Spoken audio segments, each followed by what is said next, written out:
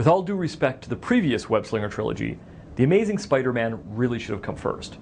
This new action-adventure reboot is dark and mysterious, grounded in reality, full of thrills, and doesn't skimp on fun. The new tone is set early. When his scientist father suspects nefarious forces are nearby, 7-year-old Peter is brought to his Aunt May and Uncle Ben, played by Sally Field and Martin Sheen. Mom and Dad never return. Now, as a teenager, Peter's a smart kid more into books than Facebook. He goes to talk to his dad's former associate, Dr. Curt Connors, whom Peter hopes will have some knowledge about his parents.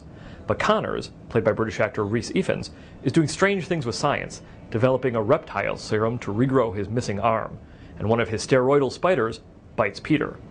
We all know the result, and the transformation from man to Spider-Man is refreshingly free from the giddiness of previous versions.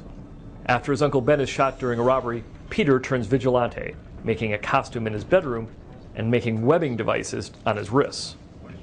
Connors, meanwhile, has changed too, into a giant lizard with a human mind and voice. He's used his serum on himself, and he hatches a plan to turn all of NYC into monsters. A police captain, played by Denis Leary, is more intent on catching Spider-Man than the lizard, and Stacy's daughter Gwen, played by Emma Stone, attracts her classmate Peter's attention, and vice versa. Their love story is sweet and mature, and Stone brings a smart, self-possessed quality to Gwen. In fact, so much of The Amazing Spider-Man is so finely tuned, it's actually a bit of a disappointment when it has to get back down to the superhero business of defeating the villain.